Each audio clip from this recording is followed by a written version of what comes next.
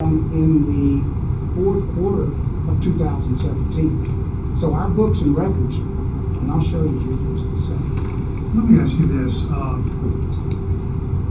I'm understanding you correctly, your book value is 600 and some odd million, is that correct? Yes, sir. And you're writing it down based on the calculations and everything.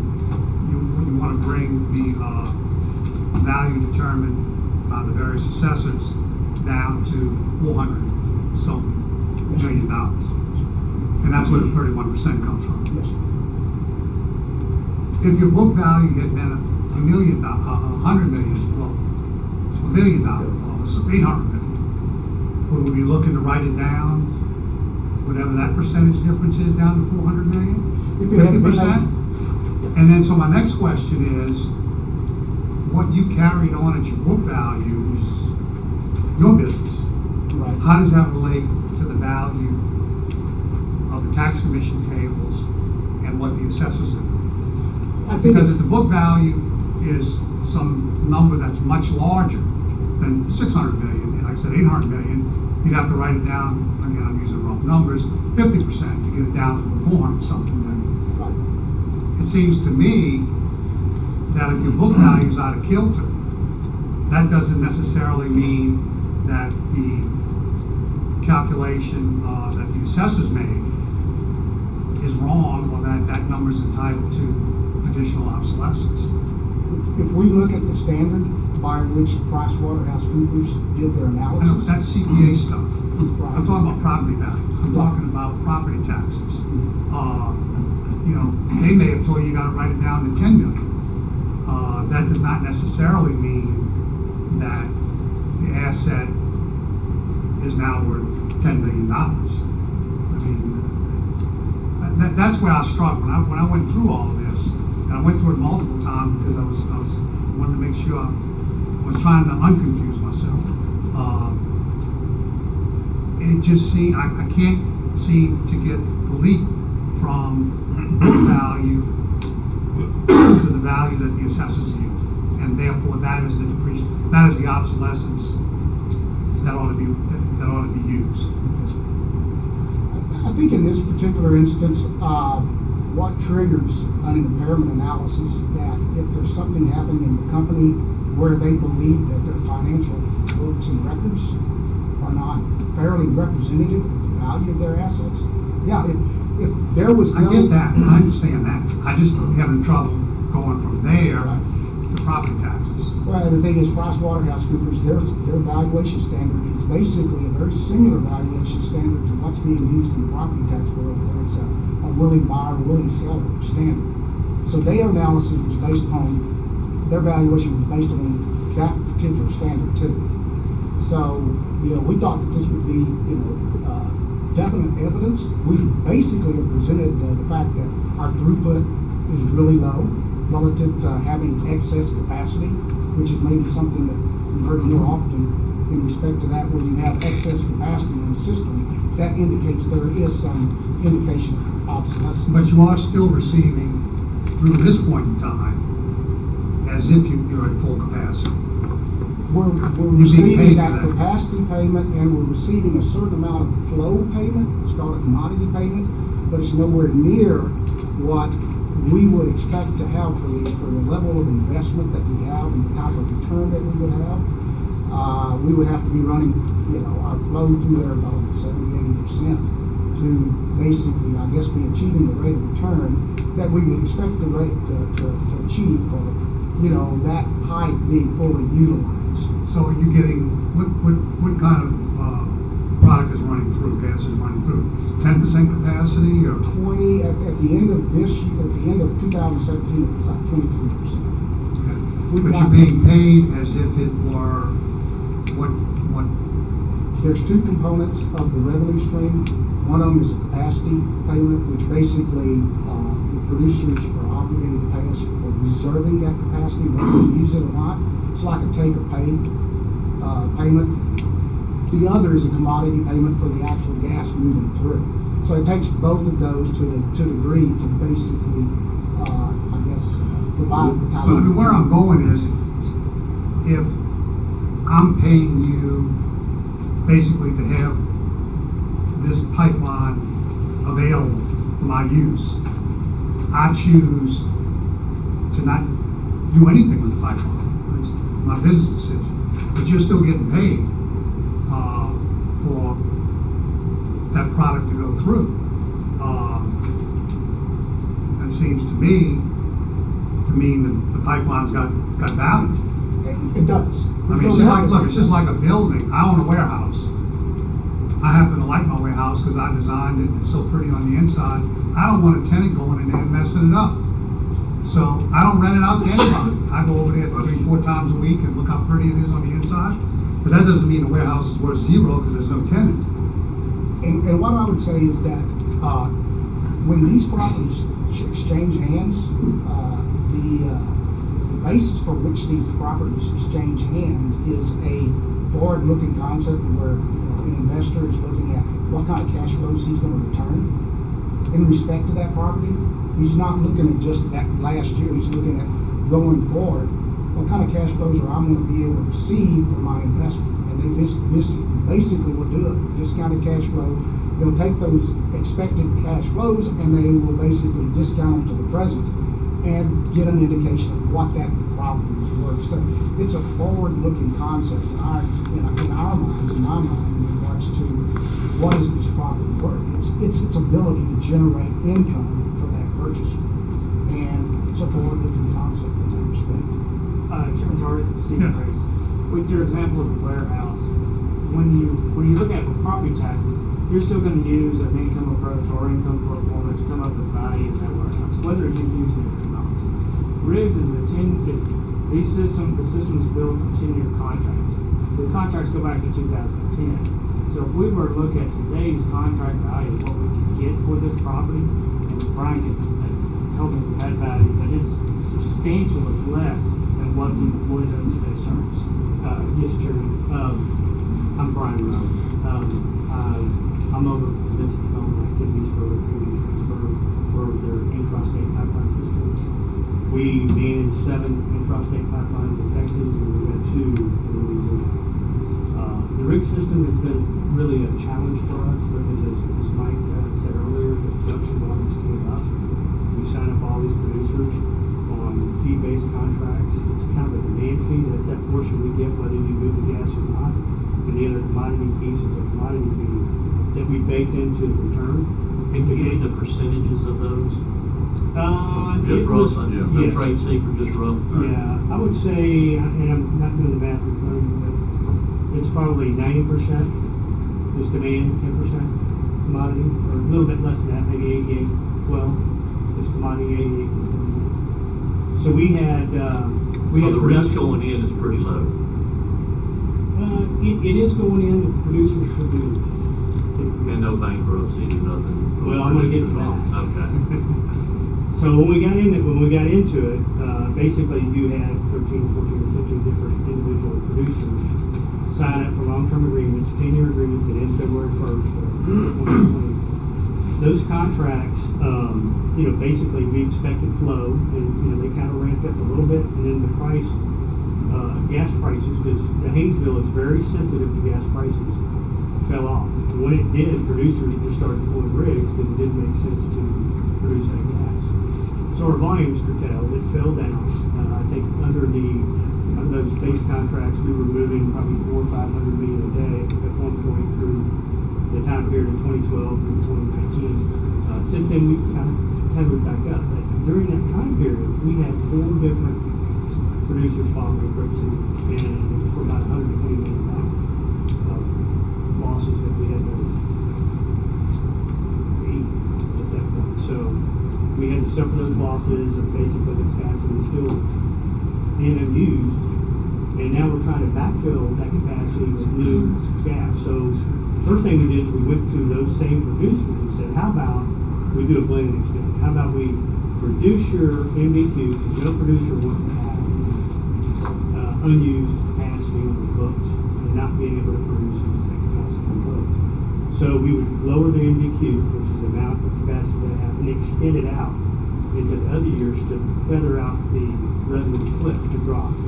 in revenue. So when you do that, we hope to get them on this, keep them on the system, and give them time to produce and drill wells to manage that, the capacities of that.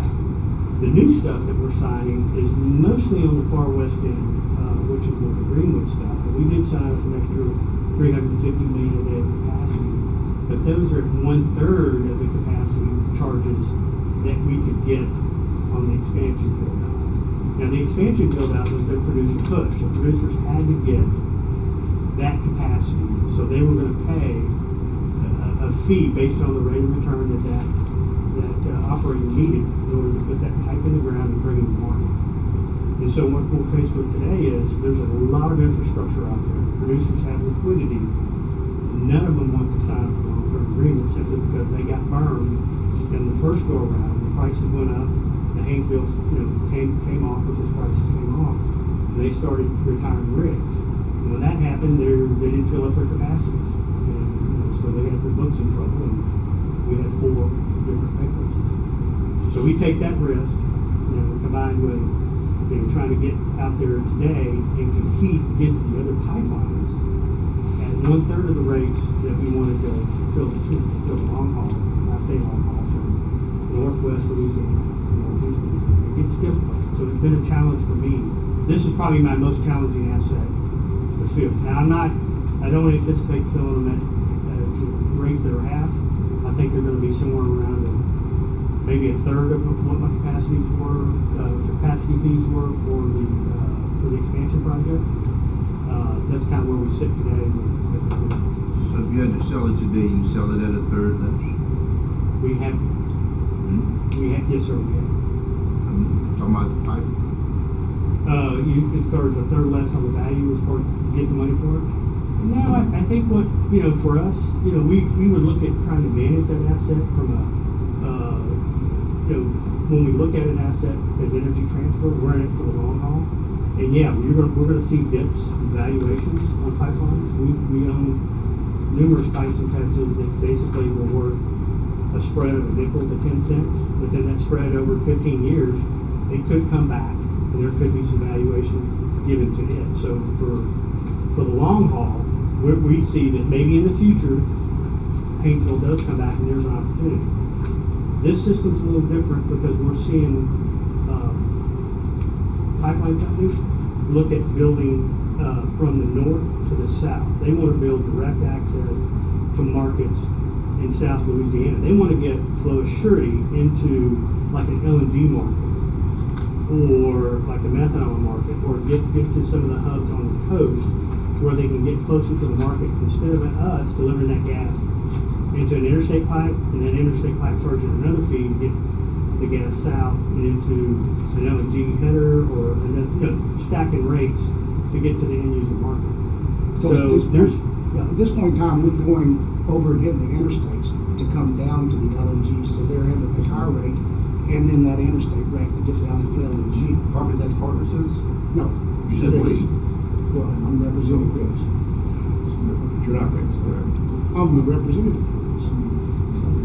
So when you go over to those interstates and try to move down, you stack rates, and it's like producers are going to watch every penny, especially in the Haynesville, because it's very tight. Margins will be tight at $2.25. I think we posted $2.22 on a prompt month. So gas prices are stressed, and they're getting more stressed by the different shelf issues.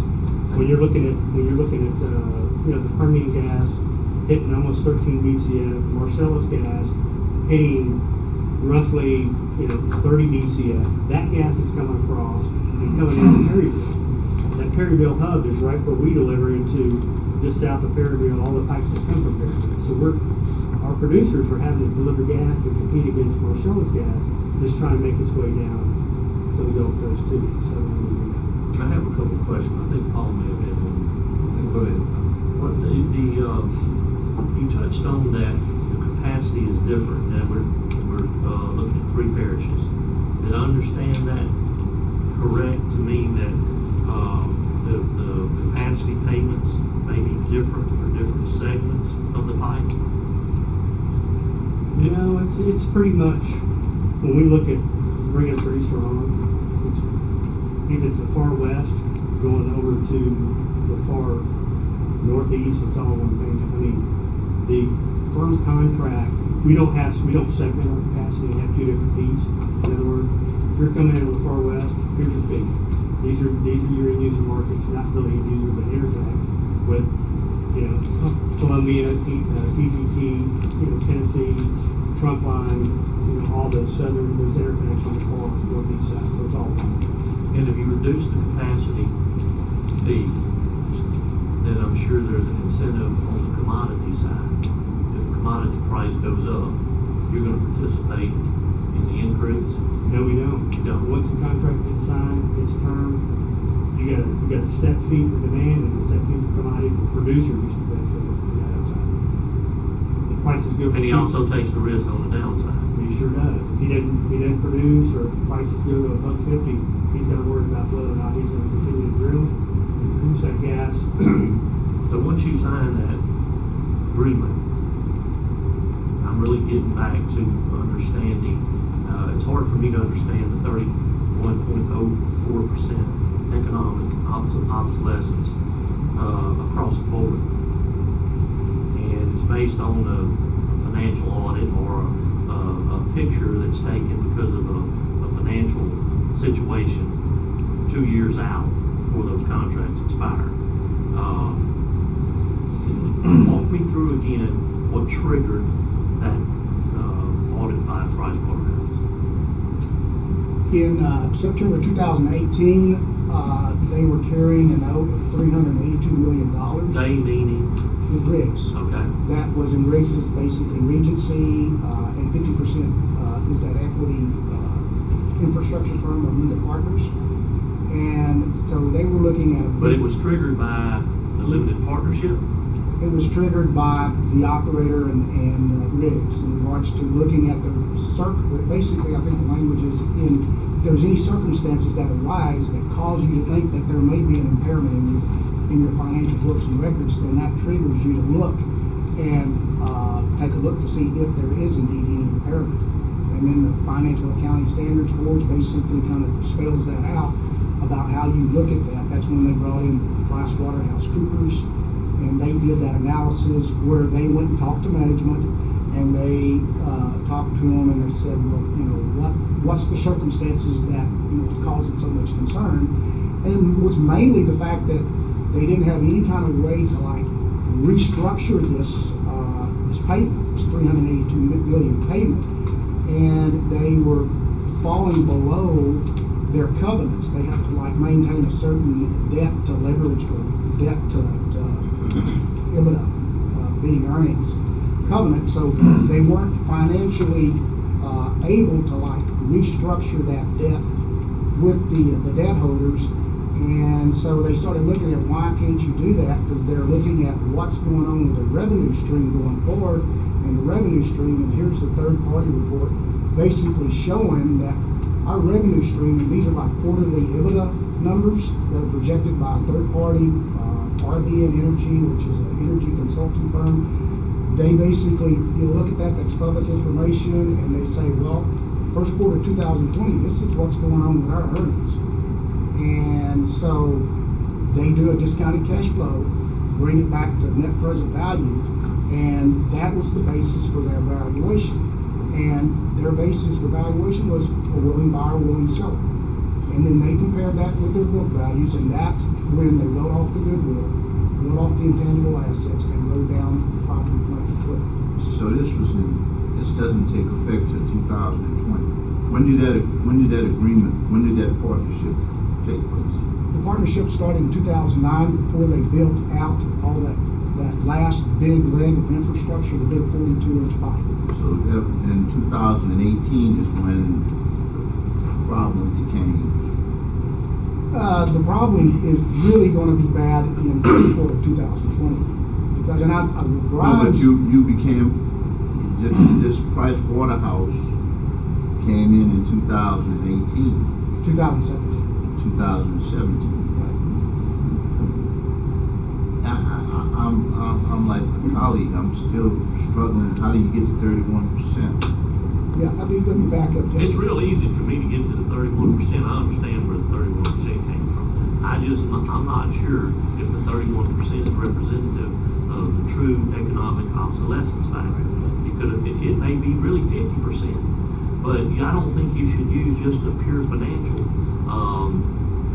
snapshot of it to come up with that 31%. Right. Okay. I'm not arguing that there's not some obsolescence. I can't get there based on your finances. As I'm looking at intangibles, I'm looking at, But we have I don't more, see real numbers. we have more evidence though too.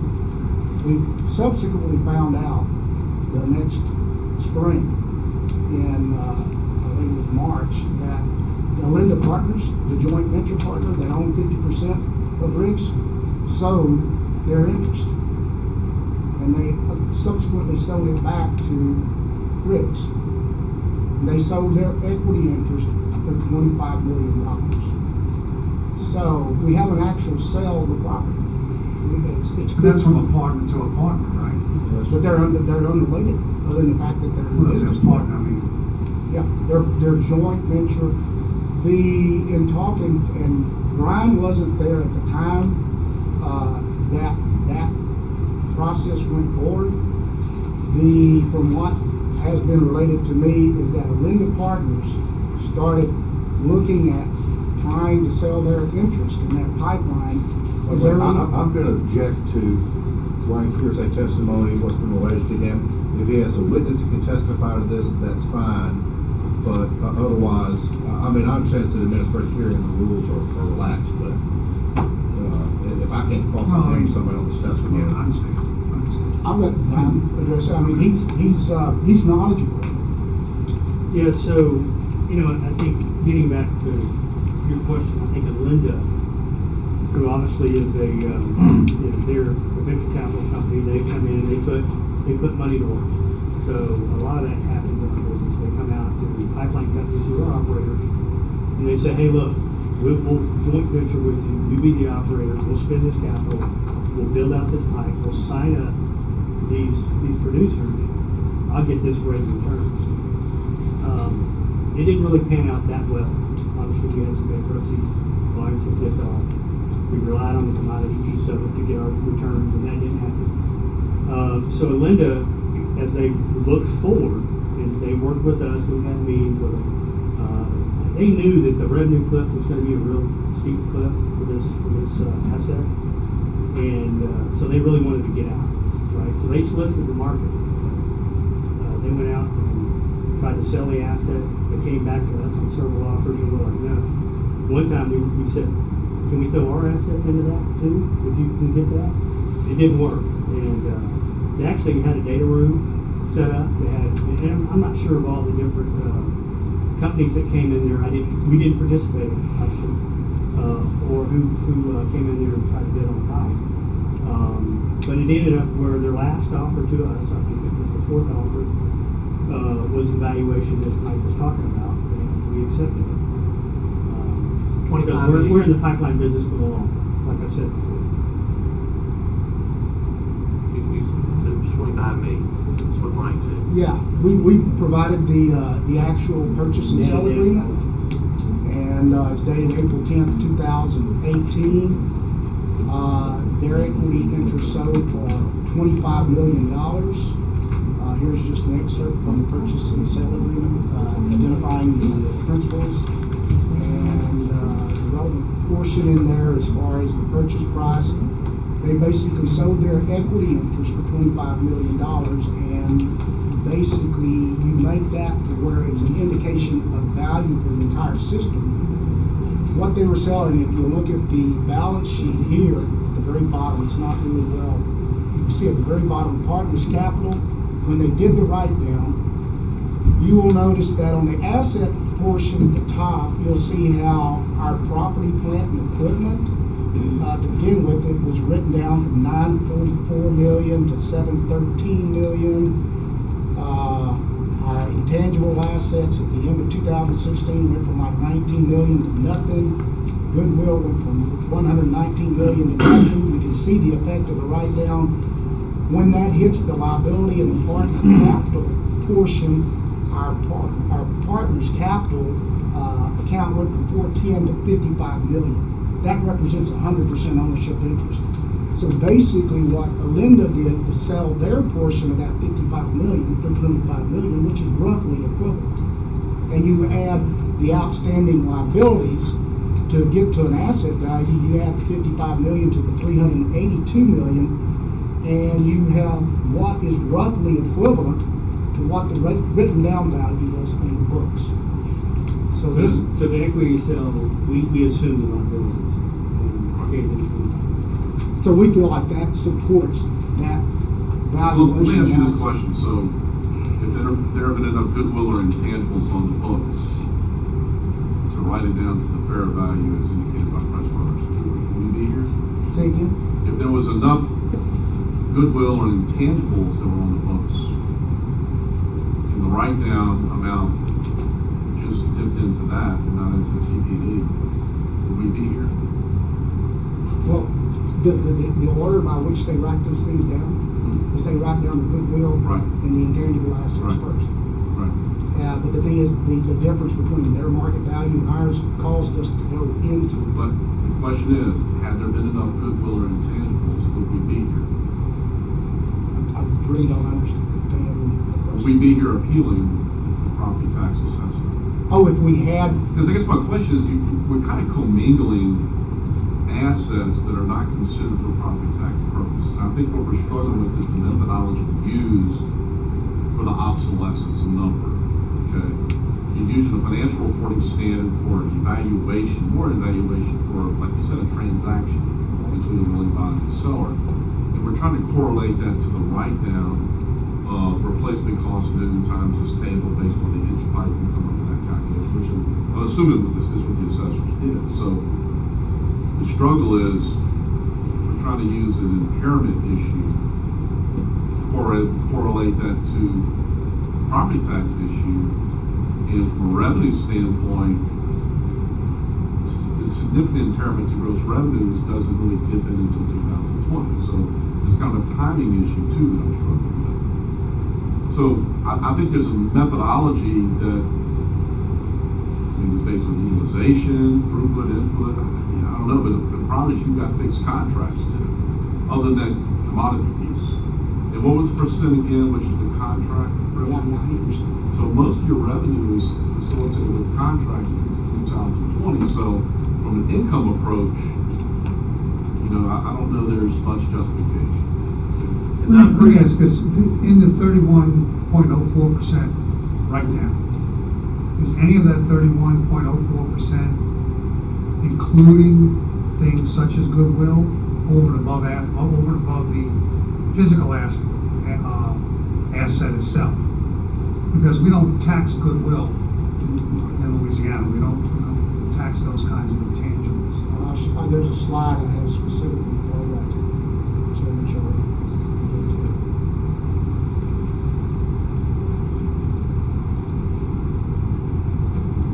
And also, you said that this pipeline runs in more parishes than what you're appealing. Is that correct? Right. And the reason you're appealing these three parishes, you said, was because this is the bulk of the value? This is the bulk of our value, and It's a newer 42-inch, 30-inch right. addition. And so what we ended up doing, because the thing is, we're basically we've got we've got the financial information, we've got an independent third-party appraisal by PricewaterhouseCoopers. And basically using a discounted cash flow. I think that's a pretty common. I mean, it's according to the standards that they've established for valuing these things. And then we also have market evidence, which is the sale, which supports that PricewaterhouseCoopers analysis. So what?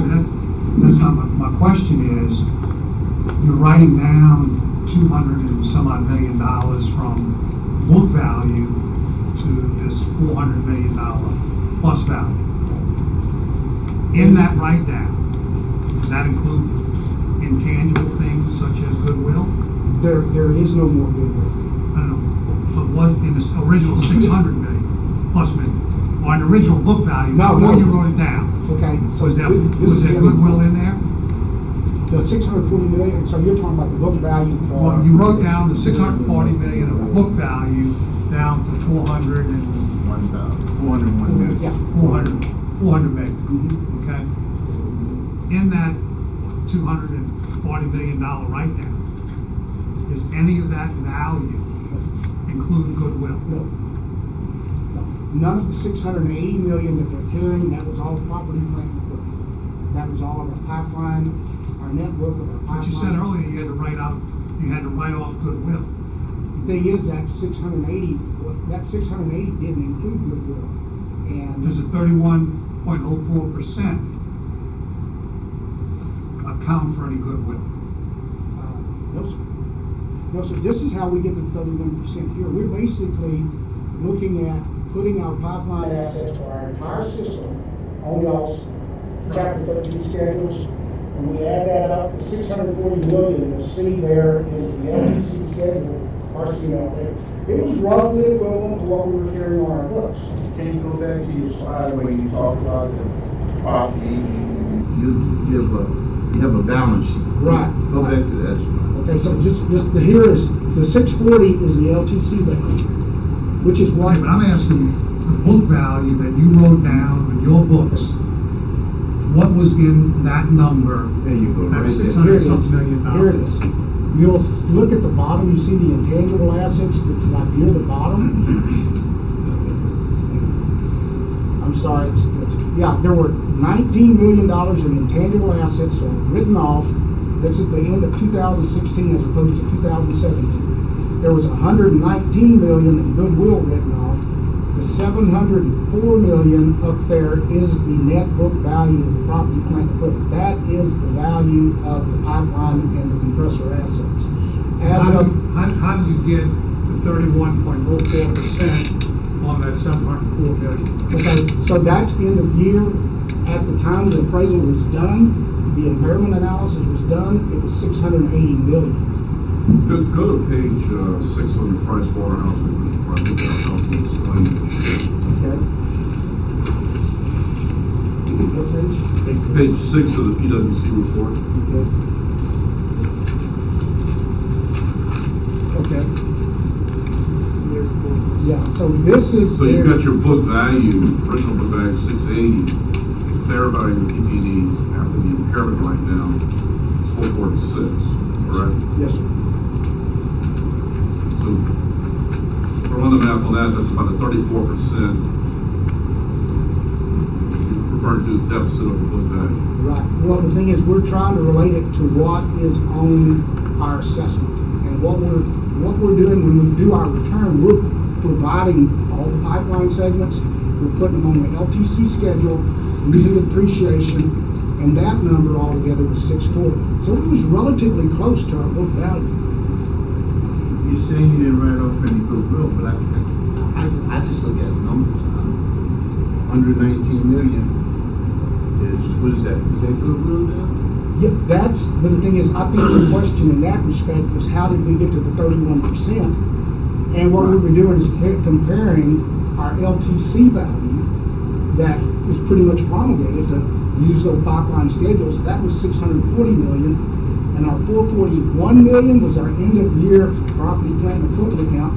There's no goodwill in that. That 441 was the end of year fair value Because of you our wrote it book. That's the fair value of our property, plant, and equipment, our hard assets at the end of the year. The comparison of that, which is derived from that 446 million. So that's how we related it back to our assessment, and that's where we got the 31%. Because ultimately, if we didn't ask for economic obsolescence, our assessment would be $640 million.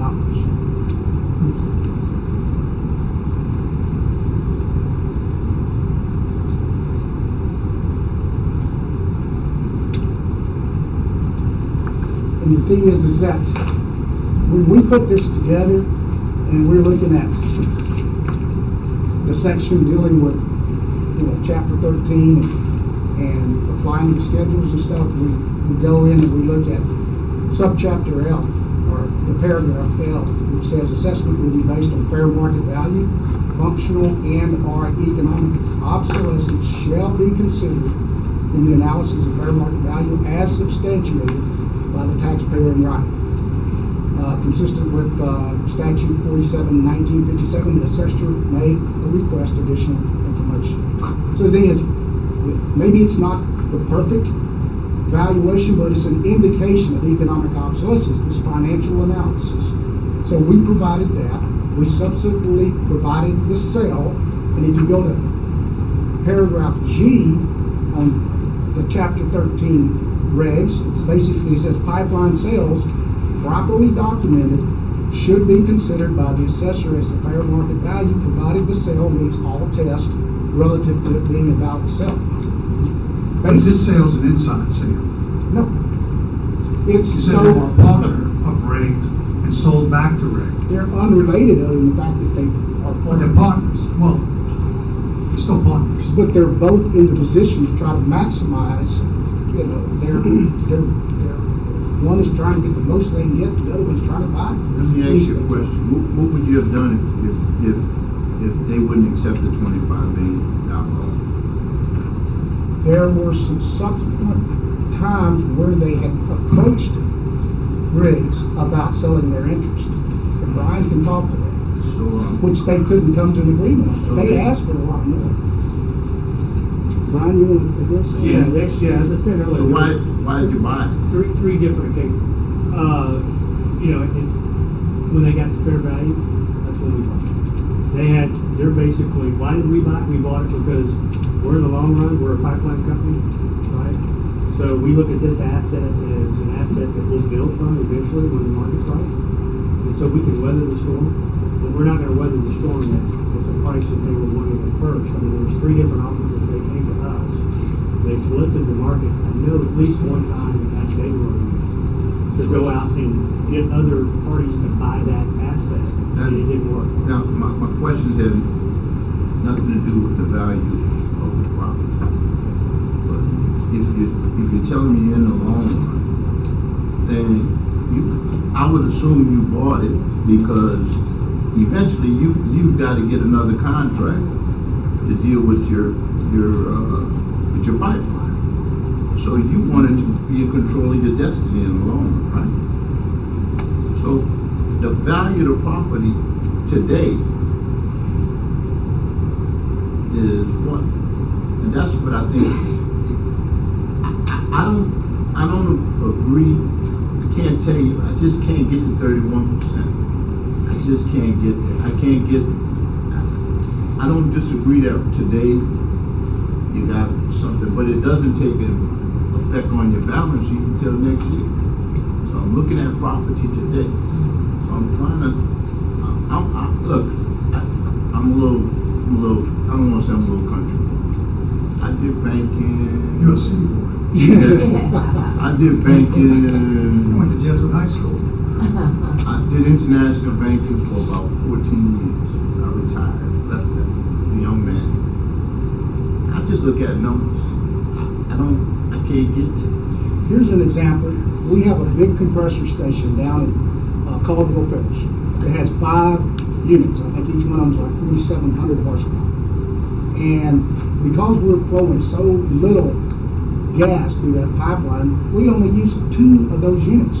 We've never used more than 2 units, I would think, out of that compressor station. So he spent $45 million building that compressor station and using 2 out of the 5 units. I mean, I would think that, yeah, obviously, that's overbuilt. I mean, We actually pulled 5 units Talk to the off. microphone, please. We actually pulled 5 units off of rigs and deployed them to other assets. Mostly the Permian shelf from Northwest, from West Texas to Cape. So we had 5 units that were idle, and we weren't using, and it didn't make sense to maintain those units, so we pulled them off rigs and redeployed those. Well, I understand everything you're saying, but since you're using book value to write down to this $400 million plus number, if the book value had been $800 million, we'd be talking about a 50% obsolescence. So we'd be asking the assessors to take their value and reduce that value by 50%. So book value just because it's book value doesn't mean it has anything to do with market value.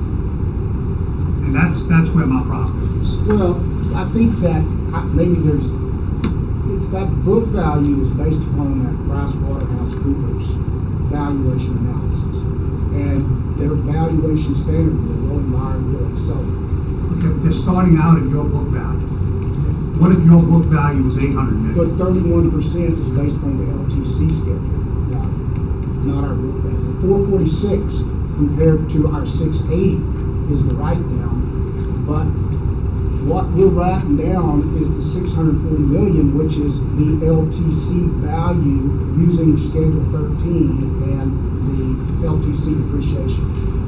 If you look up here, Chairman Hardy, what we have is we have a summary of all our pipe, from 2-inch to 42-inch pipe with the mileage. We have the LTC schedule, replacement cost new, which we talk about in the rules and regulation hearings every summer.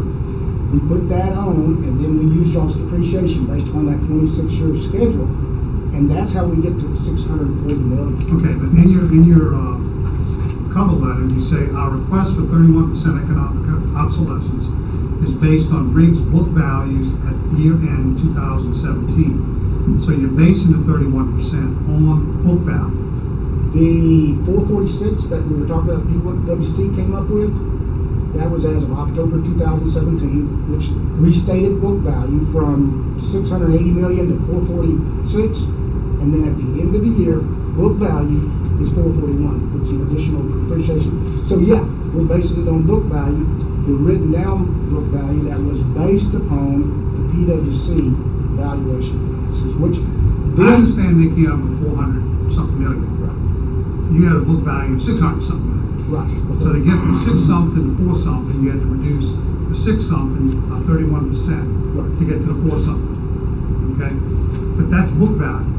What if you were carrying your book value at 800 million? Would you be telling us the assessor needs to write it down 50%? No, we would still, if the value they came up with was 446 million, we'd be comparing it with the 640 million that was developed from using y'all's schedule, which is what our value is going to be. That's not what you say in your file.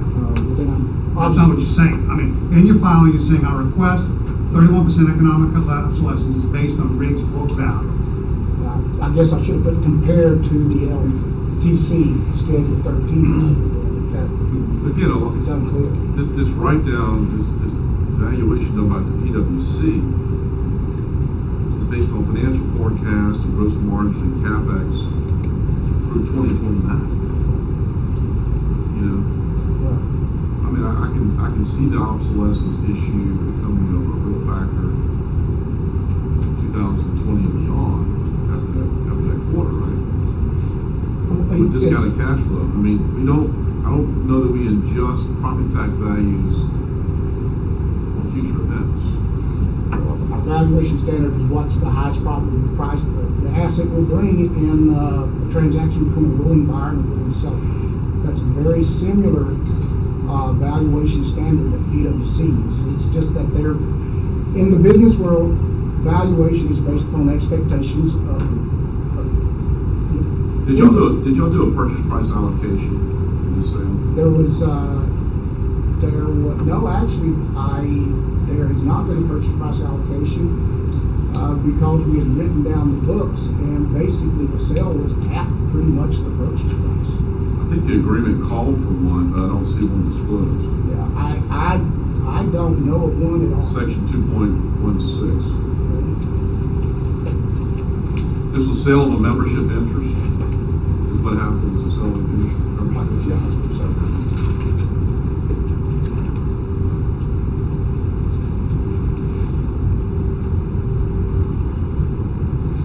Could have been useful information to see how they agree to the allocation of purchase price.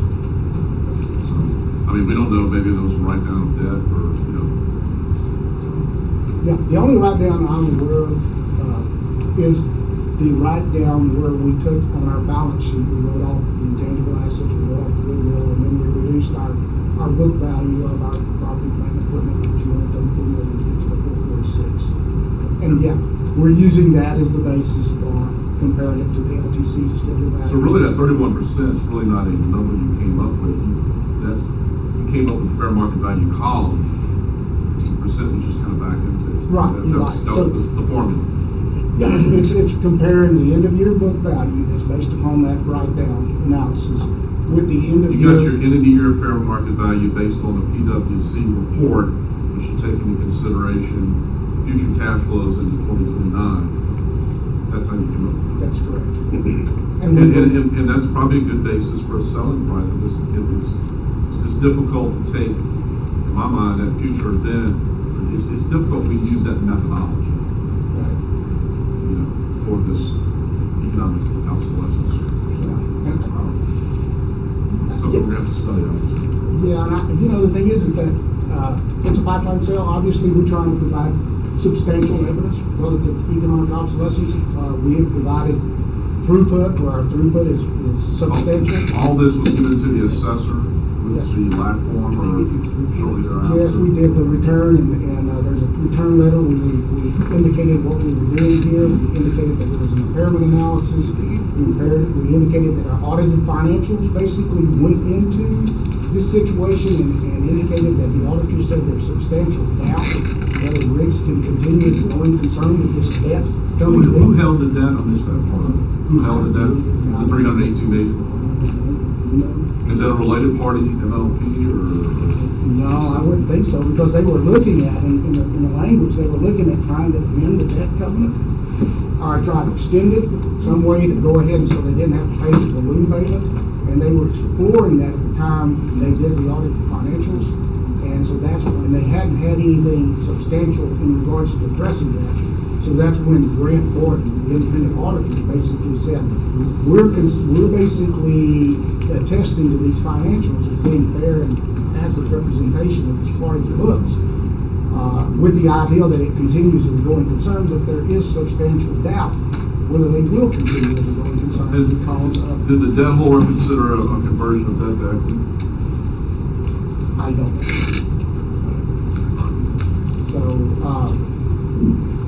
So the thing is, we provided this information, and we have, and I know this is somewhat different than what the local appraiser is used to looking at stuff.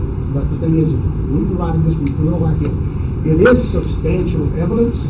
It may be a little hard to follow everything, but that's basically kind of the market world we live in when it comes to pipeline sales. And so we think that we have provided substantial evidence in this respect. And it's good evidence to support the fair value of the sale.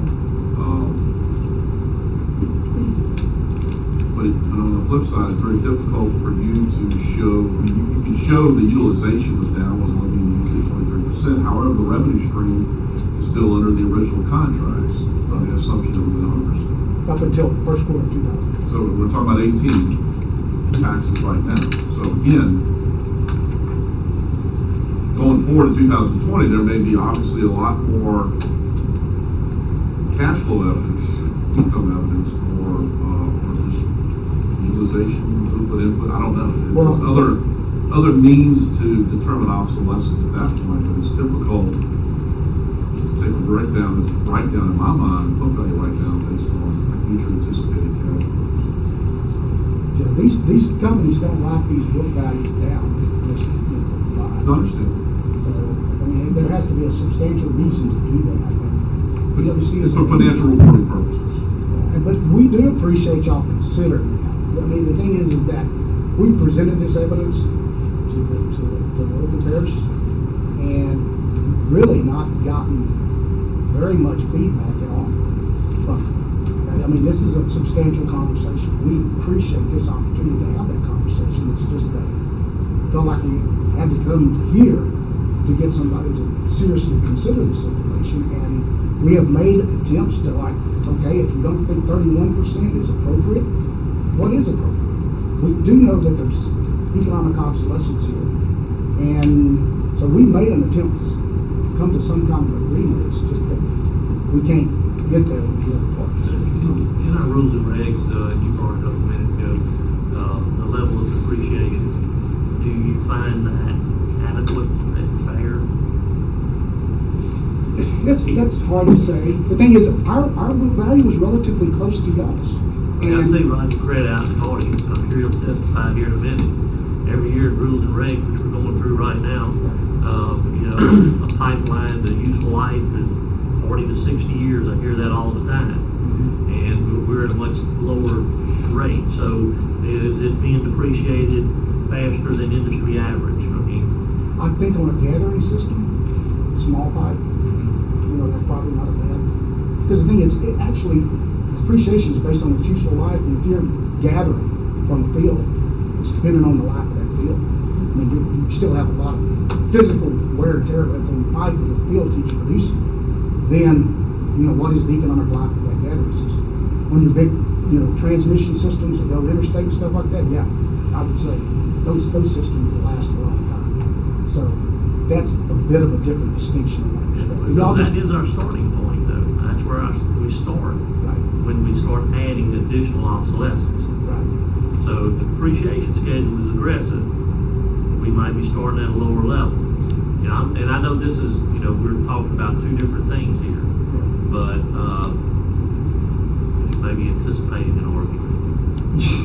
Well, we have been for y'all for the chapter 13. I know he's argued over the inclusion of some of the big pipeline projects down in South Louisiana and stuff like that being non-representative. But, in this particular case, y'all's Seems like it was pretty close. Real close, yeah. So, but this is a circumstance where we've got a pipeline that, and if you look at the price of natural gas, when they put this pipeline in, when they went in to build this out in 2009, you know what gas prices were then? Natural gas prices? $7. It was $6 and $7 an MCF. We're now in sub $3 MCF gas. And really, when you get down to it, what is the value of transport is the difference between this hub price and that hub price. And there's not a lot of spread when you're at $3, sub $3 gas as opposed to $6 gas. And the whole circumstances changed because when this was put up, we were still anticipating sending this up to the Northeast. Y'all sending it, have y'all reversed it now? Y'all sending it down into Lake Charles? They have a shale play up in Pennsylvania. It's called the Marcellus Shale. Yeah. It's producing, and they just came on and used this same kind of drilling technology. It's producing, 32 BCF? About 32 BCF. It's such a big play that they have reversed the flow on those pipelines going up there. They're pulling them back down and coming back down to the LNG. The LNG is where they're at. Most of that gas is coming out of Perryville and then it's heading south. So trying to get to the Gulf Coast market. And so circumstances have changed since we've built this out. And that's why what we're carrying on our books, we believe is above and beyond what, even your depreciation 26 and a half year depreciation schedule will allow. And yeah, it's a different. Where's the upside? Where do you see the upside coming from? Natural gas? The upside on natural gas? In 2020, we're going to be back here. LNG is really supporting the market right now because you've got Cheniere with 6 trains at Sabine, and you've got Cameron coming on with train 1, 2, and 3. It was good to hear that Exxon went to FID on their Sabine location, which I think will start in 23 and 24. So, given that, and then the trains going on at Freeport and Corpus with Cheniere and the Freeport LNG, that's kind of helping prop up, some of the market that needs this natural gas needs. It's interesting because, the hydrocarbon business has been really strong on all facets, whether it's liquids, crude, or natural gas. And crude is really pushing gas to market because crude is the premier commodity to have when you get to market. And what they're doing in the Permian is just producing it and flaring it and trying to get new pipe to bring it to market. Same thing with the Balkan and some of these other places too that are producing a lot of crude. So it's crude's kind of competing with gas in the sense that they're pushing it to market no matter whether it's economic. So at times it's difficult. They're having to sign on long-term agreements out of the Permian, 10-year type agreements, same way that we did here out of the Haynesville. But I suspect over time it'll be the same scenario. It'll get overbuilt, eventually, and then prices will fall off. And it's all geared on crude, right? So if crude prices really come off, then I would suspect the drilling will slow down in the Permian because that's really what's driving every rig describing the rigs in the Haynesville is just pure commodity gas prices, because there's no crude delay. There's a little bit of processing depending on where you drill. So it's kind of difficult. That's what makes it such a sensitive play. The prices are $2.25. I mean, about $2.20, $2.25. Going into September, it's kind of flat to the cash market. And we're going into a shoulder month, so it's going to be kind of stressful if there's no love in October and November, and hopefully a cold winter to push prices back up. But yeah, so it's kind of difficult for producers and so forth. Well, we've heard a lot. Let's shift over now and give the assessors a turn. Unless Mr. Eddington, you have a question for these folks. Oh, I've got it. Yeah, I got a lot of You want to questions. do that first, or you want to, okay, do your question first. I want to start with Mr. Smith. Mr. Smith, I get a little confused if you kept using the words we and other times they. You're employed by property tax partners, correct? That's correct. And who and what is property tax partners? It's a property tax consulting firm out in Texas that basically handles property tax responsibilities, in this particular instance, rigs. And RIG, or more specifically, Louisiana Interstate Gas, is your firm's client, correct? Is your firm's client, correct? That's correct. You have no direct involvement in management of rigs and all? Okay, great.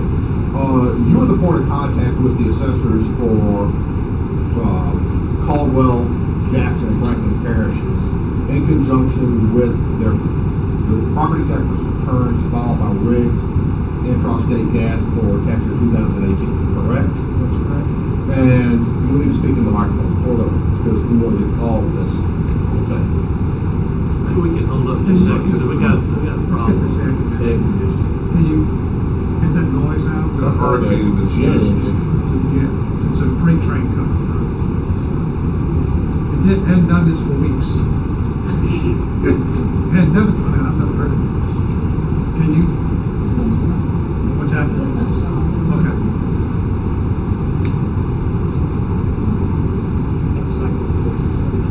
Yeah. It's got a delay. Either that, or if you could just talk closer to the microphone, so you have to hear you. And Mr. Smith, you did file the protest on behalf of Louisiana Intrastate Gas with the boards of review and Caldwell, Franklin, and Jackson on behalf of Louisiana Intrastate Gas, correct? I did. Now I want to make sure that I understand this. You're protesting the fact that these assessors rejected your request for a 31.04% request for obsolescence. I do understand that part. Are there any aspects of the assessment other than obsolescence that you're contesting? No, sir. Okay, so we're purely talking about obsolescence. I've gone through all of your pre-hearing statements and your pre-hearing filings. Can you tell us the information that you provided to the assessors for Caldwell, Franklin, and Jackson on behalf of Regency Intrastate Gas in support of your request for obsolescence? Yes, sir. It's in our filing for the LTC. It includes the return narrative. It includes also a narrative that was provided going into the police jury, and it also. No, well, let me be more precise. What did you provide to the assessor prior to the close of open books? We provided the impairment study by PricewaterhouseCoopers. Okay. We provided the audited financials by Grant Thornton. We provided the actual purchase and sale document that whereas Alinda Partners sold their interest in 50% interest to Riggs. Okay. We also provided this particular exhibit here that basically equated our LTC value to our end-of-year book value.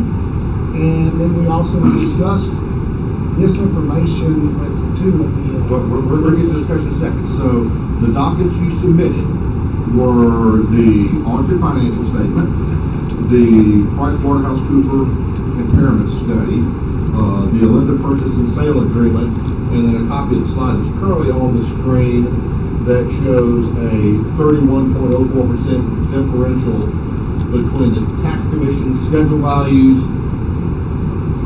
and your book values, correct? Our end of year book values. Okay, great. And to make sure I understand, I'm pretty clear on this, but the 31.04% obsolescence reduction is simply a number that you backed into to reduce the tax commission schedule values to book value, correct? I wouldn't characterize it that way. I would characterize. Well, how would you characterize it? I would characterize it as equating the Price Waterhouse Cooper's impairment analysis, which is a fair value analysis, which is based on a willing buyer, willing seller standard, and the LTC value as determined using the schedule values from Chapter 13. Well, let me be more precise. 31.04% is a very precise number. What does that number represent? How is it calculated? It calculates by end of year property, plant, and equipment number relative to the LTC Schedule 13 value. And so when you say end of year, you mean book value? That is the book value that was derived from the Price Waterhouse Cooper's. You're gonna get a lot of, I can't talk about the Price Waterhouse, but actually, your client will. So of these three documents, and the slide, and make sure now the slide, because I don't really know how this is going to show up in the record. The slide is nothing but a column of values showing your pipeline and compressor assets having a value under the tax emission schedule of 640,029,081. Then showing a requested obsolescence 31.04, and then the final column being the 441,355,964. Correct? That's correct. Again, I'm trying to describe this so we'll know which document we're talking about. And then, so the 31.04 was backed into by taking the 441 million. It's a calculation. As a calculation. That's all I was trying to establish. Now you mentioned you had conversations with two of the three assessors. That would have been, as I understand it, the assessors of Franklin and Jackson parishes, correct? That's correct. Can you tell me about those conversations?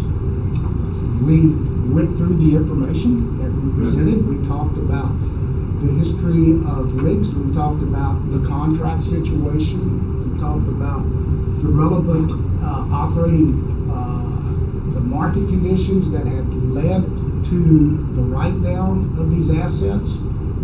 Not only with the fact that the price of natural gas had gone from when this stuff was built out in the $6 per MCF range to down we're in a sub $3 range.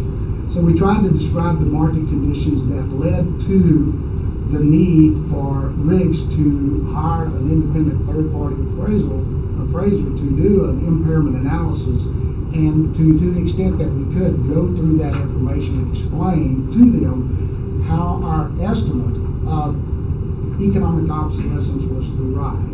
We also had the sale document at that time. We'd gotten approval to release that information, and we basically went through that same presentation where we described how the 25 million represented 25 or 50% of the partner's capital. We raised that up to 100%, to get to the 50 million, added the 382 million of the debt to get to relatively the same number that we were looking at the end of the year. It was a little less. It was 432 million compared to this 441. Now, I want to make sure, when you made a reference to an independent third-party appraisal, you provided them with an appraisal?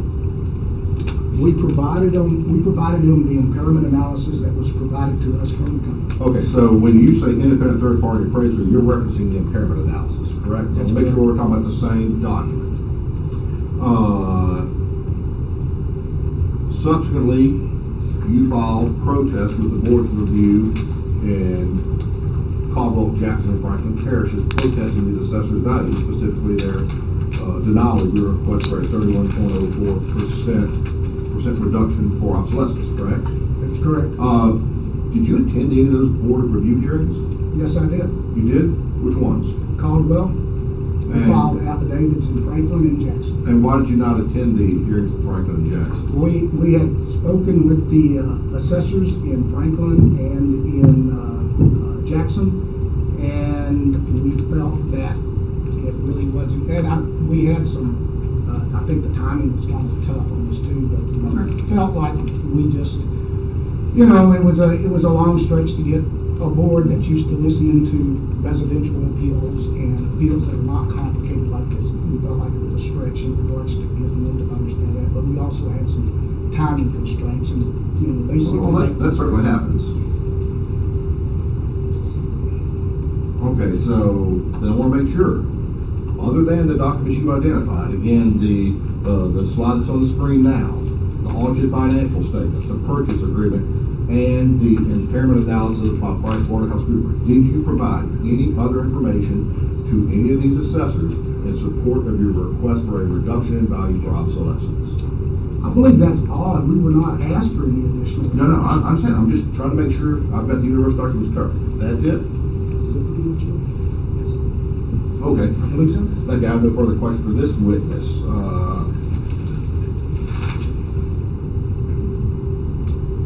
Mr. Riley, can you tell me again your position with Energy Partners, Energy Transfer Partners? I am Senior Vice President of Commercial Operations over our intrastate assets. That includes all the dry gas systems in Texas and Louisiana. We've got 7 major systems in Texas and 2 in Louisiana. And at some level, Regency Intrastate Gas LLC comes under your jurisdiction. Is that correct? You haven't really explained the whole corporate structure and who's who and why Energy Partners is here instead of Regency Intrastate Gas LLC. So Energy Transfer owns several different intrastate pipeline systems. Okay. I can go through all of them, but Regency. I'm just kind of interested in the link down to Regency. Okay, so they own Regency, and we operate that system, and we manage the business development activities. I have a group of guys that basically work for me that manages the term agreements on those systems. We add pipe, we add compression, we make interconnects. We do everything we can to fill up that asset. Right. Okay. You heard Mr. Smith's testimony earlier about the basis of the request he made on behalf of Regency, and be careful because there's so many Regency entities, on behalf of Regency Interstate Gas for a 31.04% reduction in value for obsolescence. And you agree with the explanation he gave? I do. Okay. And that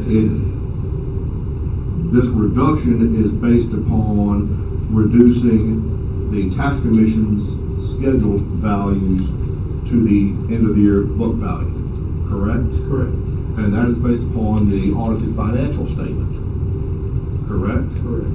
Do you have a copy of the financial statement? No, I do not. Thank you. Yes, sir.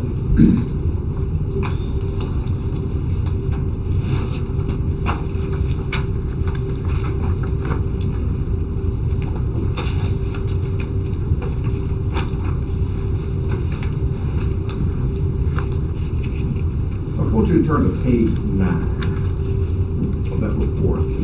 Okay. There is a 2-sentence paragraph. Can you read that into the record, please? Which paragraph? At the very beginning, the top of the page. Okay, so in 2017, the partnership reported $233 million, 931,000 fixed asset impairment due to the expected increase in future revenues and cash flows. No impairment was reported for the year in 2016. Okay. Try to speak a little clearer because I'm going to have you do a lot of this. Okay. If you scroll down in the next section under intangible assets, where I'm going to read for you, just tell me if you disagree with what I'm reading. In 2017, the partnership recorded an impairment of the entire remaining intangible asset balance of $17,685,000, primarily due to decreases in projected future revenues and cash flows from the date the intangible assets were originally reported. Is that what the document states?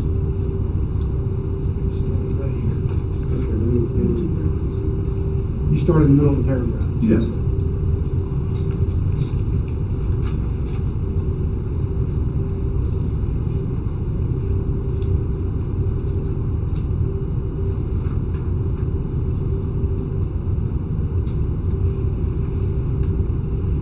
That is correct. Okay. Now to the next section, goodwill. I won't read it. We have the document on the record. It references that there was $119,161,141,000 goodwill write-down, and I quote, primarily due to decreases in projected future revenues and cash flows. Is that correct?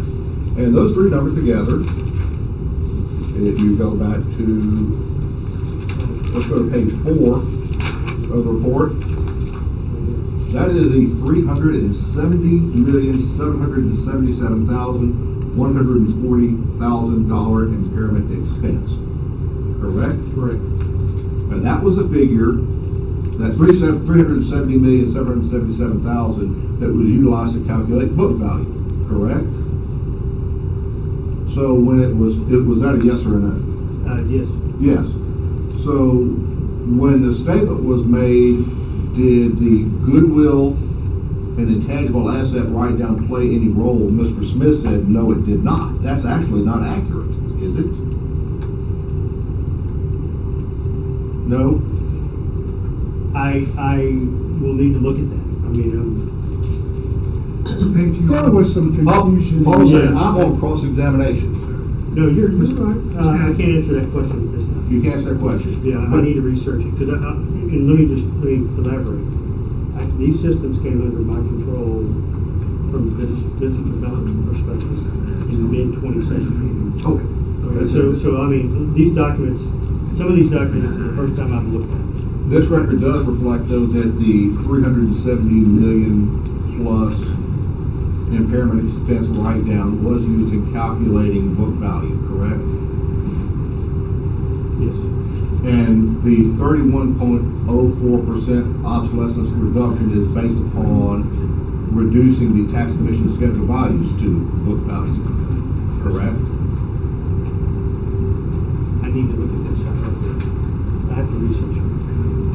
Okay, well. I mean, I do. Honestly, this is the first time I've looked at this. Have you seen this? I've seen it on the screen, yes. Screen, so I mean, are you disagreeing with? I agree with Mike. Okay, so then,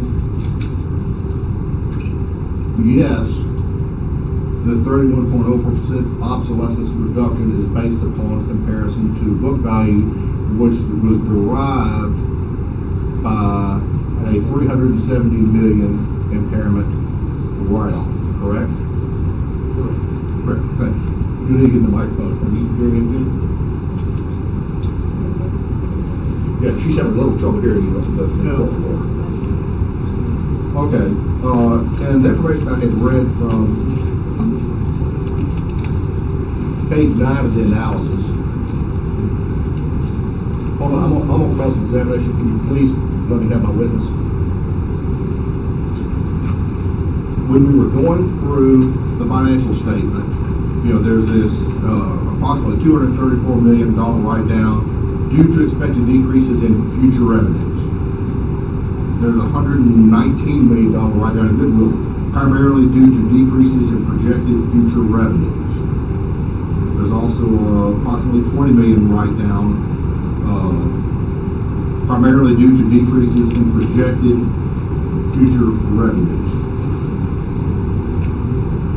There's a lot of talk about these contracts expiring in 2020. Is that the projected decrease in future revenues referenced in this financial statement? It is. Our contracts expired. I'm sorry. No, our contracts expired. You got one. Oh, I thought I had a great answer. Yeah. No, the contracts. You try that.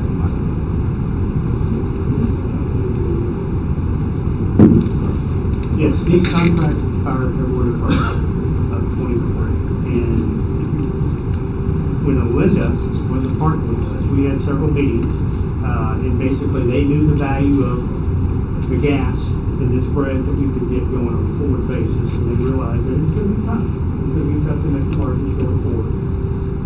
And so basically, we attempted to blend and extend contracts with a couple of companies. We were successful.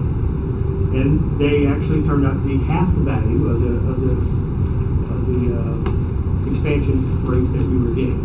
And so we knew tough times were ahead, and given the gas prices that we were seeing in the market, We knew that drilling was gonna be scarce, it's gonna be tight, and we knew that there was a lot of infrastructure already built in the market, and therefore, producers were gonna be savvy and go with the liquidity they had in the market and say, I can go over to other parties and let them transport my gas. So it's competition was tough.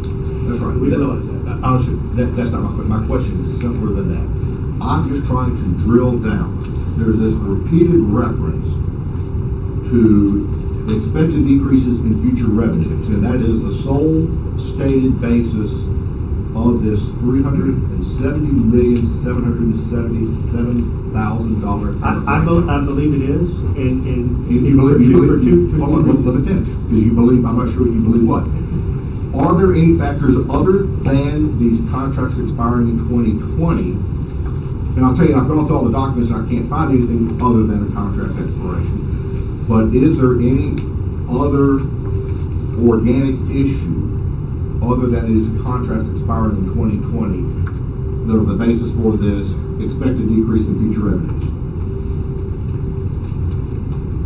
And, you know, other than the fact that we've done commercial transactions that are a third of the rate, and we have those on the books under contract, and we have some bankruptcy issues with 4 different companies totaling $120 million, and so we had a lot of issues. You know. That's good. Now, let's talk about those contracts. I'm just going to kind of summarize the testimony earlier. As of January 1, 2018, these contracts have not expired, had they?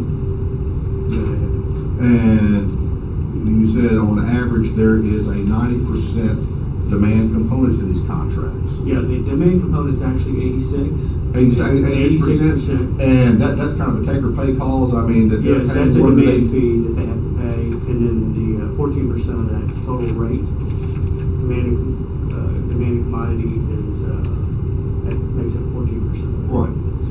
I want you to go to page 4 of the financial statement.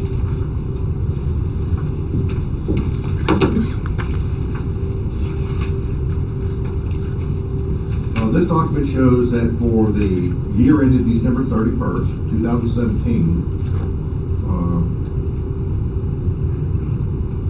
I just realized, let me jump in, I forgot one of the most important questions. You explained to me who Regency Intrastate Gas is earlier. Who is Riggs Haynesville Partnership Company? That is the entity covered in this financial statement, not this taxpayer.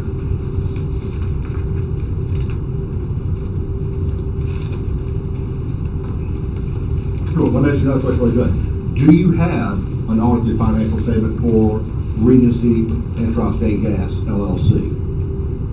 I don't have one with me. You don't? Does one exist? I'm sure there is, but I don't have it. Why did y'all provide an audited financial statement for another company to these assessors in support of a request for obsolescence? So this is the partnership, right? Right. That's the operating unit. Okay, Mike, please answer. It's the operating unit. This is the operating entity. Correct. Okay, good. You lost me. Operating entity. What's the relationship to Regency Intrastate Gas LLC? I believe Regency LLC is one of the partners in this partnership. Now, Regency is the purchaser from Melinda Gas. Correct. Wait, They were the partners. which Regency was? Regency Haynesville. They don't buy them. Well, then how does Regency Intrastate Gas own the actual assets?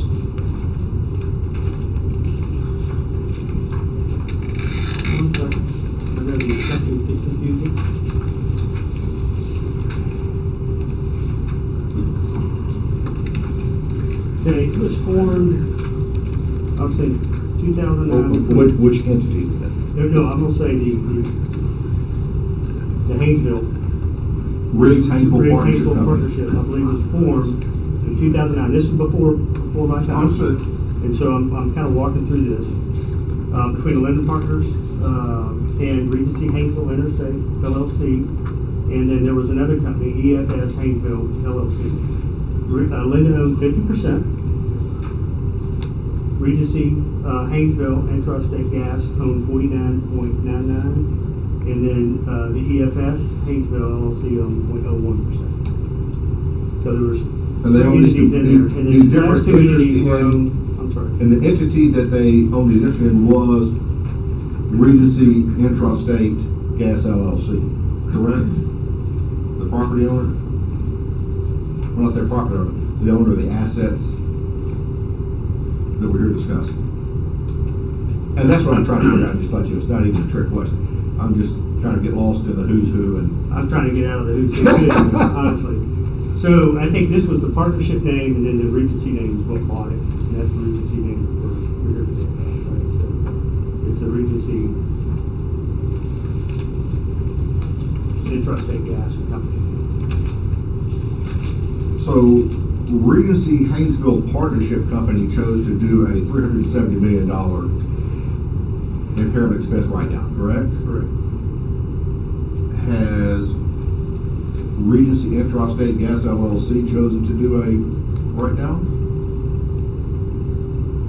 I don't know the answer to that question. I'm gonna have to see how they did it, but I'm pretty sure it filtered down to the Regency asset. And was any information, we've already gone through the limited information was provided to the assessors, but I'm gonna ask you anyway. Was any information provided to the assessors showing that, that impairment write-down election? I can't answer was that down? question because I didn't show the assessor. I'm not, No. I didn't show the, I didn't provide that. Okay. Okay, that wasn't part of So, my responsibility. You don't know. Now, if I look at the financial statement again on page 4, it shows that Riggs' total revenues, now this is Riggs Haynesville Partnership Company, their total revenues for 2017 were $133 million, 42,031. Is that correct? Correct.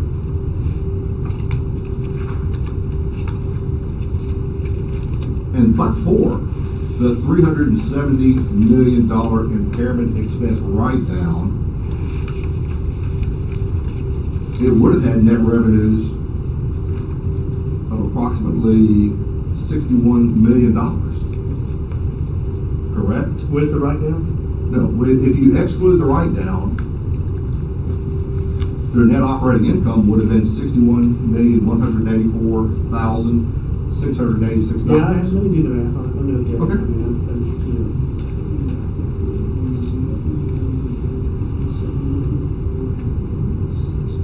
it would be 60, correct.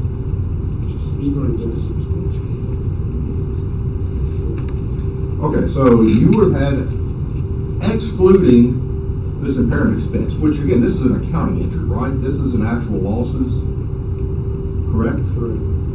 So, but for this accounting entry, you generated profits of $61 million on this system in tax year 2017, or effective December 31st, 2017, correct? Correct.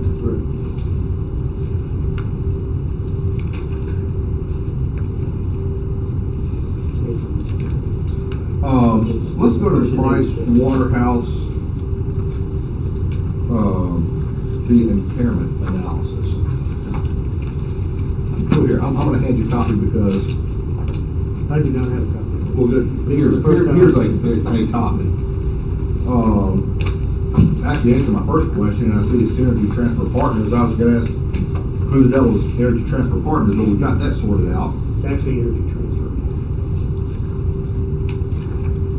To just add another name to the pile. Let's start with the title. ASC 350 and 360 impairment analysis of Riggs Haynesville Partnership Company as of October 1, 2017. Can you tell me, or do you know, what ASC 350 and ASC 360 are, what their terms of reference? Well, tell you what, I actually did neither, and I had to look them up.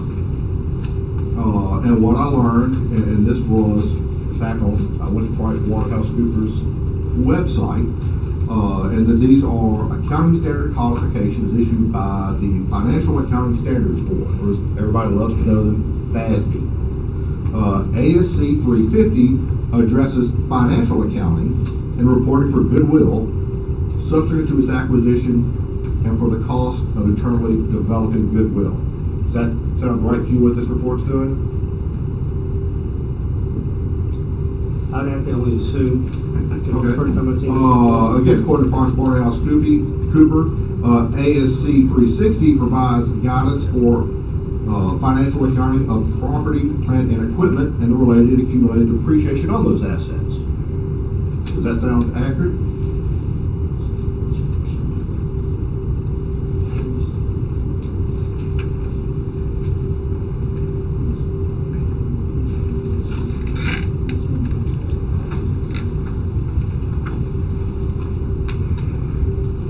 Chairman Choi.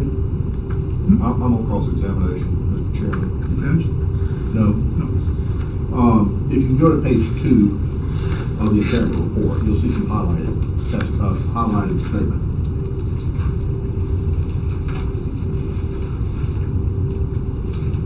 I would like you to read the highlighted language. The evaluation was performed solely to assist Energy Transfer Partners, client or ETP, in the matter of an annual impairment test in accordance with FASB accounting standards classification ASC 350 and intangible goodwill and other ASC 350 and FASB accounting standards classification ASC 360 property, plant, and equipment ASC 360, resulting in an estimate of value should not be used for any other purposes.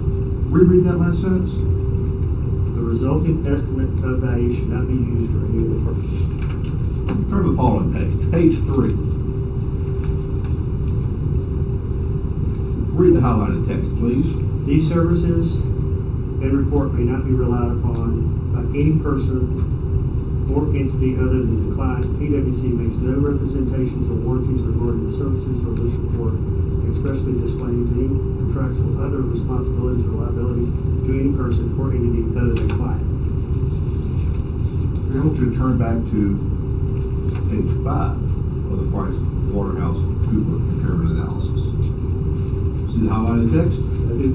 Can you read it, please? This valuation was performed solely to assist Energy Transfer Partners in the matter of the annual impairment test in accordance with FASB accounting standards certification ASC 350, intangibles, goodwill, and other ASC 350 and FASB accounting standard certification ASC 360, property, plant, and equipment ASC 360, resulting in estimate of value should not be used for any other purpose. Okay, the last one. Turn to page 26. Brian, before you go, I don't want to. Sure. It says annual impairment test. Were the tests done in addition to this test? I didn't hear you, I'm sorry. It says an annual test. Now, earlier, I thought this test was unique in that it happened just for this sole purpose. Were there other impairment tests done in the past? Not to my knowledge. Can I address that? I'm going to check. I know you want to interject. I listened to all yours. You'll get a chance to speak afterwards. Page 26. Okay, this is the last one.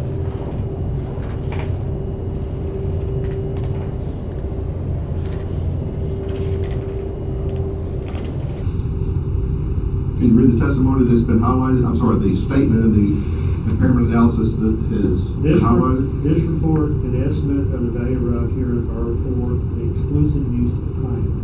For sole and specific purpose as noted here, and they may not be used for any other purpose or any other party for any purpose.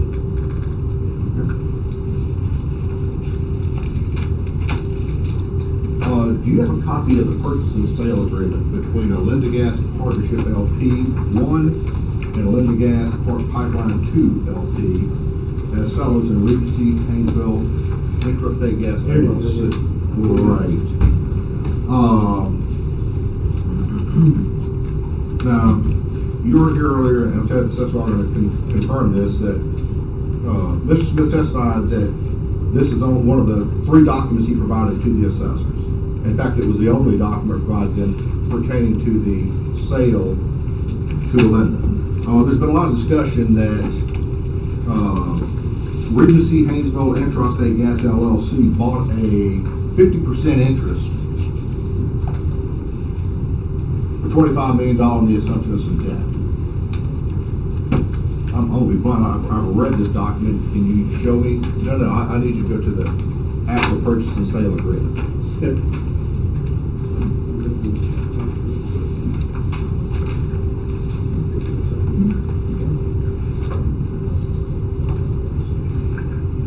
What page would you like to look at?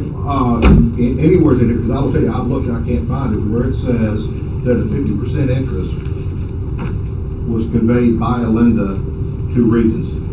Can you tell me where it says that? Sorry. I'll give you a hint, it doesn't. Yeah, it says here in Article 2, Section 2.2, it gives the purchase price, the assumption of liabilities, Right? and they own 49%. I mean, so it's, Well, tell it. Says you want to, where you want me to go to, let's go to,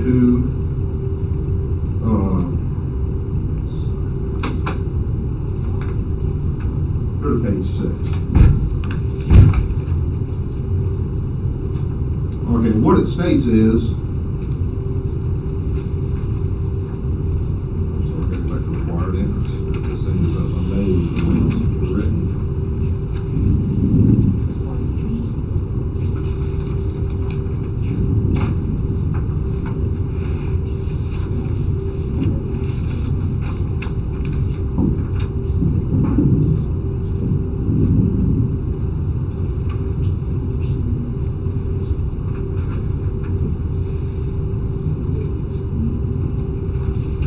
So it's on the very, very first page. Okay, so Riggs Haynesville Partnership LLC purchased 463 GP units from Melinda Gas Pipeline 1. Correct? Correct. It also purchased 224,537 GP units GP, from Melinda Gas Pipeline 2. Correct? correct. And if you go to page 3, it states that GP units has the meaning given to it in the company partnership agreement.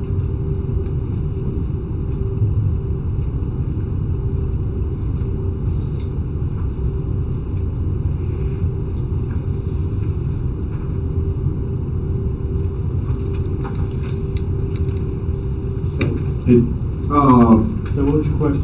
Well, my question is, how is somebody that has received this document and nothing other than this document supposed to find out or determine exactly what it is, other than some general partnership units that were purchased by Regency Haynesville Intrastate Gas from Melinda Gas Pipeline 1 LP and Melinda Gas Pipeline 2 LP?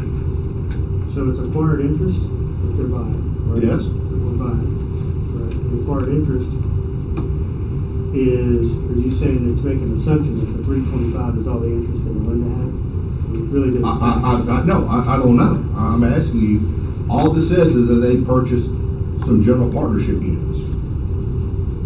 Now, based upon, and I will tell you, the assessor going to These testify. are the outstanding units. So they acquired all of them. Oh, where does it say that? It says it here on the page, for very first page is 325 of the GP units on the gas pipeline. Right. Their interest, what they own, and they acquired 325. Right, so, but how do we know what 325,463 GP units represents? We, I mean, the assessors for Franklin, Jackson, and Caldwell parishes. Did you ask the question again, please? I said, other than knowing that Regency Haynesville Partnership Company purchased 325,463 of the GP units owned by Linda Gas Pipeline 1 interest. Is there an explanation of what they were acquired and what this represents in this document, again, which was the only document provided to the assessor? And more importantly, if so, where would I find it? It's the acquired interest, it's 100% of what they have. I mean, so I realize that you don't see it in the document, but basically it's the acquired interest that's, they own 135,000. Typically be in the partnership agreement where they'll be defined. Right. And do you know if a partnership agreement was provided to the assessors? I do not know. And you would need that document to understand and decipher what's going on in this transaction, would you not? It certainly would help. Okay. If you go to page 6 of the purchase and sale agreement.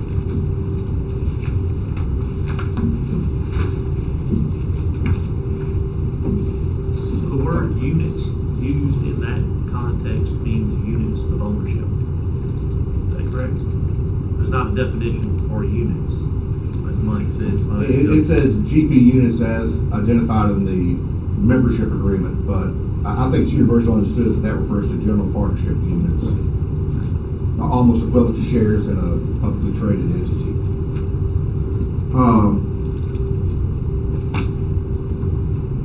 Okay, go to page 6, specifically section 2.2. It says that Regency Haynesville Intrastate purchased a total of 550,000 GP units for $25 million plus an assumption of liabilities, correct?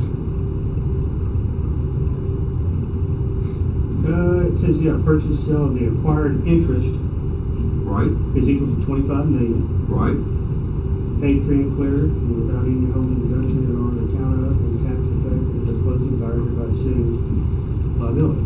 Correct. right. And it says, buyer hereby assumes the assumed liability, does it not? Okay, now let's go back to the definition section and look at assumed liabilities. That would be page 2.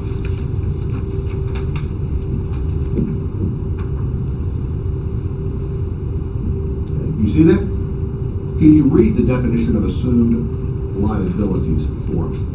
Means all liabilities and obligations, whether absolute, accrued, contingent, fixed, or otherwise, or whether due upon, or become the known and unknown arising out of, or attributable to the pre- and post-closing ownership of the acquired interest, including those under or arising out of the company partnership agreement, or attributable to the ownership or operation of the project companies, but excluding any income tax for which the direct or indirect owners of the acquired interest are liable on a pass-through basis.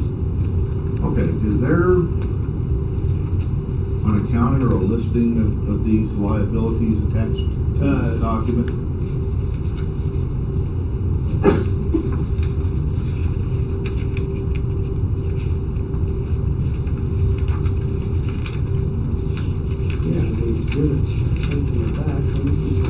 And the exhibits to the purchase and sale agreement? I'm not trying to butt in, but Page just- 6 on the very I'm back. almost done with this. Page 6 on the back. I mean, On the back of the on the purchase very and end sale of the. agreement? Yeah. Oh, you know what? You clip this together.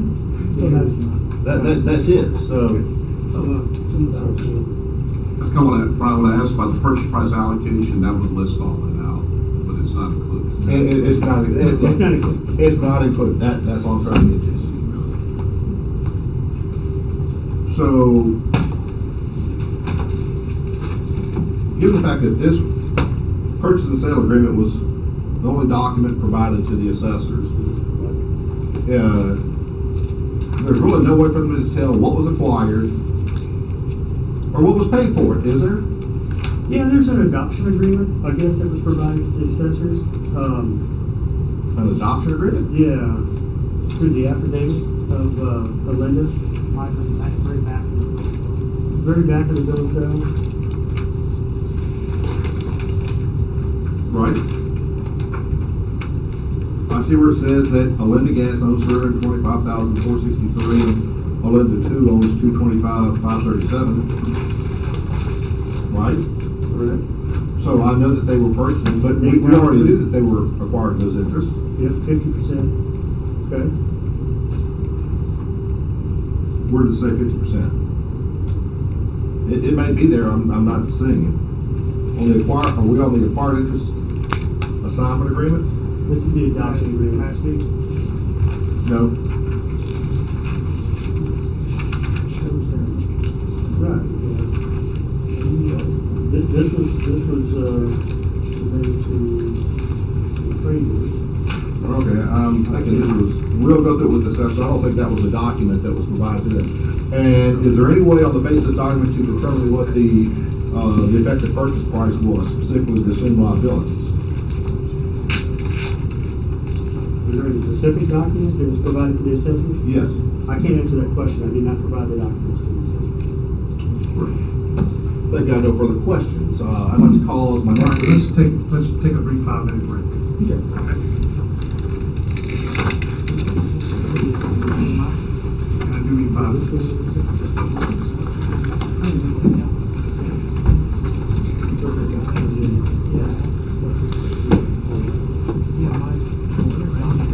So,